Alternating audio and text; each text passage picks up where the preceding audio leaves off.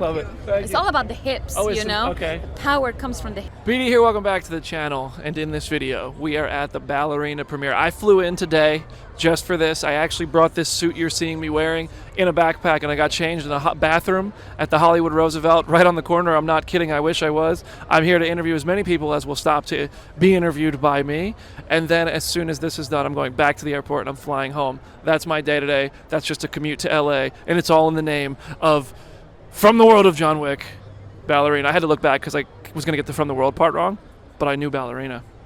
Who's going to stop? Let's see. About the training for this and doing the stunts for a film like this. Crazy training, long process, months and months previous to filming, and it was very challenging and very,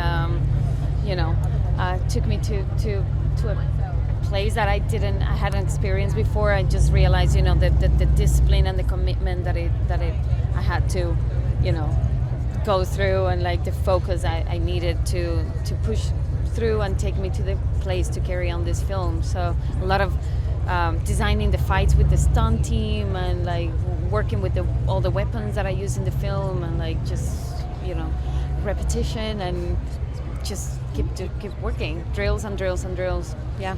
Can you tell me the secret sauce to throwing a good punch in the John Wick world? The what? Like the secret sauce to throwing a good punch. Keanu showed it to me once, and I was like, I gotta ask her the same question. Oh wow, I don't know. I think this is a character that is still finding who she is. Like she's getting to that place of becoming the assassin she will be.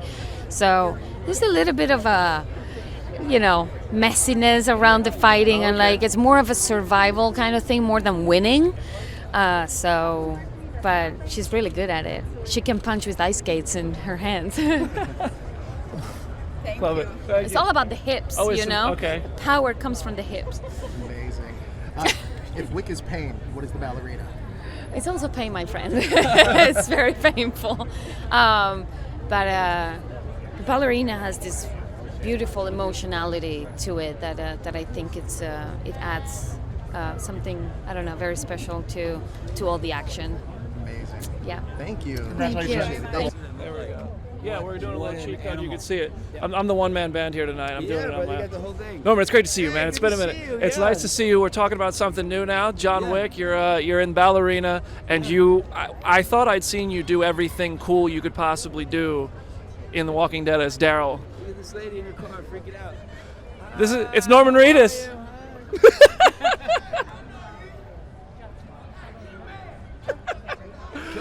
Just when I thought I'd seen everything you could possibly do being cool as an action star as Daryl, you come into the Ballerina world, and brother, you have upped the ante. How did you find new ways to find a rhythm as a guy who brings heart to the movie, but also is just so cool to watch move through this world? I mean, it's a very different fighting style than I'm used to. It's a very sloppy fighting style on The Walking Dead. There was a lot of math involved with this. It's kind of like a Jenga puzzle. If you miss your cues, you sort of mess up the whole room. So, carry the 1 divided by 3, duck, shoot the guy. It's a lot of fun. I came to set. I'm holed up in that hotel room with my little daughter, ready to fight the whole world, and we're about to shoot. And then Lynn says, "Take your shoes off," and I went, "Well, I have a 6-year-old daughter, and if I was holed up in a room with her for 2 months, she would have painted my toenails." And he goes, "Good idea." So we stopped. We painted my toenails rainbow colored, and then he hands me a shotgun, and then we went to work. That's amazing. That was my preparation. Dude. Oh, I love it, brother. Hey, man, you made the comparison to Walking Dead. Any chance we'll see you and Andrew ever on screen again together? God, I hope so. I don't know. I've been asked that question like 11 times. I figured I'd be the only one. No, a lot of people are curious. Maybe. Maybe. I'm always rooting for it, dude. It's always good to see you, man. Thank you so much for being so kind through the years, bro. Later. Let's make sure. There we go. Derek, how you doing, man? I'm Brandon. Pleasure, dude. Great to meet you. Welcome to the Ballerina premiere. How you feeling tonight? It's just surreal, man. This is awesome. Is it like a finally here moment? What's that? Is it like we're finally here, we can finally share it? Well, dude, any movie that's made is a major miracle, and if it's worth watching at all, it's an even bigger miracle. So all the problems that go with any production, yeah, to get it out the gate, it's an awesome thing. Yeah, dude, I've seen the movie. It's awesome to have so many new characters in a world that you helped create the characters to start it all off in. With so many new faces coming in to accompany John and him not be the central part of it, what is the secret sauce to make sure everybody keeps that level of intrigue, that level of intensity, that level of investment from the audience? I mean, first and foremost, just you gotta love the character John. You know, I mean, yeah, he's a badass, he's a Baba Yaga, but he also has will and empathy. There's a kindness to him. There's a warmth that an assassin shouldn't have. And you look at that world, is they live in various states and darkening shades of gray.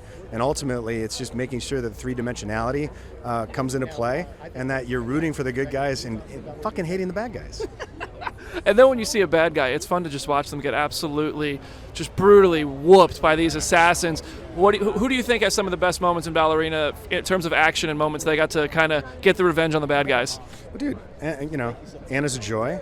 And, dude, I'm really excited to just see Keanu do his thing. And, I just, it's fun because this crew, this team, they've reinvented action.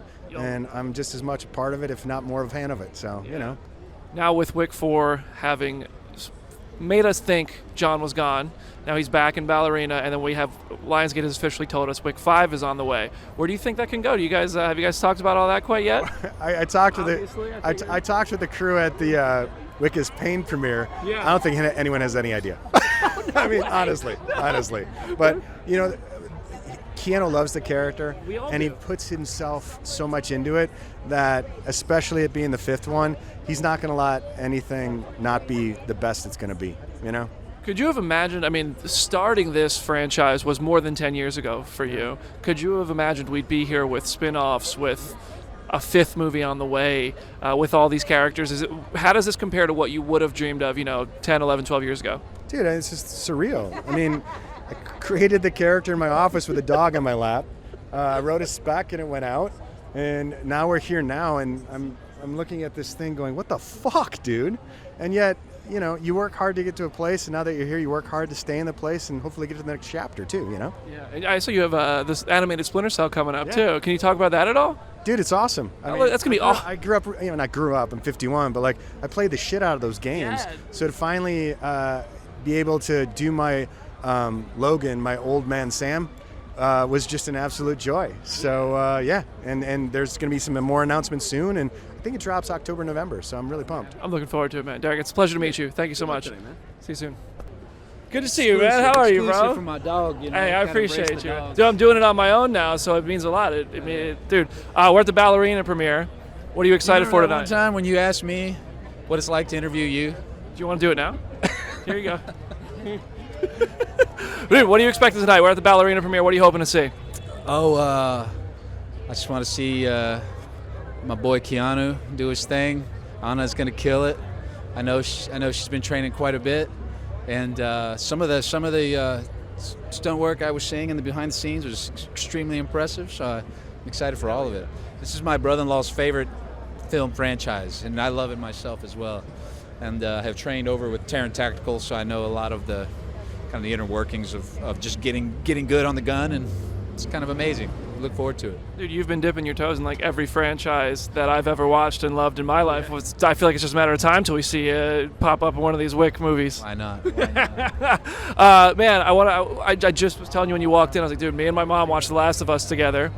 I've played the game. I know all this stuff that's coming. That cliffhanger, if you guys follow what you have been, I know where this goes when we catch up again in the timeline. Right. What's it like for you to have those sort of things in mind, go back to work and be like, hold on a second, Tommy might be in trouble here? Yeah, no, whatever I know about the source material, I kind of have to throw it out the window because you can't completely rely on that, knowing our kind of our thesis statement of the whole thing, which is, as faithful as we possibly can be, yet keep everybody on their toes and try to try to zig when they think we're going to zag. So if that means Tommy's demise, maybe it does. But I get the sense from just talking to Craig and Neil and everyone else that, just like in the game, I suffer a fate worse than death.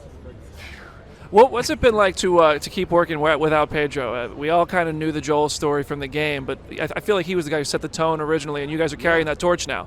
Yeah, no, it's I say it's very much like in a real family when you lose someone that important, you know, to the family, and how the dynamics of the family change. Everyone is now responsible for different aspects of our kind of community, our lives together. Most people, you know, we have different duties, we have different, you know, we take different risks, we're required to take certain risks, and so, yeah, it's kind of a restructuring of the dynamic, the family dynamic. Well, I can't wait to see where you guys take it. And, you know, I know you guys are obviously going to reunite when Kevin calls and he's like, hey, we have him as Reed, and we need you to come back and make the fans happy. Right. How many people ask you about Ghost Rider still? All the time. Let me ask you, because like I said, I just referenced Ghost Rider. You know, you've done so many franchises. What is the one character, whether it's an interview like this or fans who come up to you, that people want to talk to you about the most now? You know, oddly enough, I mean, right now, of course, Tommy's kind of on the front of people's minds, but oddly enough, it's always the Ghost Rider. I mean, I just walked past, you know, throngs of people over there, and you know, there's several calls of Robbie Reyes and Ghost Rider, this and that. And it just makes me happy. I'm proud, you know. Dude, that's such a cool thing to have played that and been so beloved, and rightfully so, man. You know, maybe there's something to it about leaving it there and having, you know, remembering it as fondly as we do. But hey, I'm going to tell you something. I come from the world of wrestling, and in wrestling, when somebody gets cut from the roster, and like a couple years go by, all of a sudden when they come back, they're bigger than ever. I'll be the CM Punk of the MCU. There you go. We'll be chanting it at the Doomsday premiere. Ghost Rider. Yeah. Dude, it's always great to see you, man. Thank you so much. I'll see you soon, bro. Hey, appreciate you, man. Looking sharp. I'm trying to keep up with you. Daughter, Bella. Hi, Bella. Great to meet you. We're right here, so you can kind of cheat and see if we stay in frame. I'm kind of one-man banding it tonight. Good for you, man. How you doing, man? Welcome sharp. Thank you. I actually brought this. I flew in this morning, brought it in a backpack, got changed at the Roosevelt, and just came straight here. Really nice. I didn't even iron it. Thank you. I'll take it. I was worried. I was nervous. Look at us. Let's go. We're just winging it. Oh, dude. We're just winging it. Oh, and we're doing great. Yeah, we're doing great. All right, welcome to the world premiere or the LA premiere of Ballerina. Yeah. You've seen the movie by now, yes? I have, yes. Okay. First time you see this and you get to see yourself in the world of John Wick. Like, I mean, talk to me about that experience. So, you know, look, I've been in this business for a very long time, for 30 years now. I usually don't really watch myself anymore in movies, but I have to say this movie I saw because I went to a test screening and I was actually super excited. I was really, really excited. I was very, very excited just to be part of this incredible franchise, getting another shot now working with Ana, working in a spin-off of the John Wick franchise. It's just unbelievable, you know. I'm the luckiest guy. And she absolutely kills it. I mean, coming into a John Wick franchise, which is led by Keanu, and he carries it with everything he does, that he captures in camera himself, and I think he refuses to have a stuntman. She has those shoes to sort of fill as the leading lady in Ballerina. Can you talk to me about what she was like on set? So she was amazing. Like, I keep telling the same story, but I just love that one so much. When I met her first, I'll post it first. So I learned to fight, and so I knew what I was doing. And I went up to Ana and I said, "Hey Ana, pleasure to meet you. I'm Daniel. I'll be fighting you, and I want to apologize in advance. I'm going to be all over you." And she was like, "Oh, that's so funny," and then she kicked my ass. So I'm actually a pro wrestler as well, and I know a thing or two about a work punch, a thing like that. Can you talk to me about the secret? Different pro wrestling, and because I just work with John Cena, and he explained it to me. It's a little bit different how you guys do it. But I have a lot of respect for you guys. Oh, yeah, we lay it in there, but you guys have some distance between you. Yeah, soft hands. He told me soft hands. Yeah. Well, of course we're really. No, I'm just kidding. Of course. But I would just love to hear, in your opinion, what is the secret sauce for throwing a great movie punch that keeps up to par with the world of John Wick? Work with us. I work with the best in the world. I've been working with 80/70/11 for a long time, and I actually teach. I teach people. It's just a lot of training, safety, always eye contact. Yeah. When you look at me, you know what I'm doing, and I know what you're doing. Same thing in a wrestling ring. I'm going to tell you, you got to be able to react with body language. There's a punch coming. You better duck, or you better react. Oh, yeah, exactly. I love it. And I love that there's a stunt category coming to the Oscars now. I mean, I feel like the team behind this franchise is one of the biggest catalysts to have made that happen. Amazing. Yeah. I'm super excited about that. It's time. I think it's really, it's 2025. Well, haven't you guys been saying that for years too? They only had the Taurus Awards, and stunt actors literally put their lives like in danger for Yeah. the stuff they do, and they're not getting recognized. We've done the Stunt Awards before, which is always fun too, but I'm actually really excited that actually the Academy Awards now acknowledges the stunt business, the stunt world. So that is super, super exciting. I think it's long overdue, and it's awesome to see that. And have you seen the movie yet?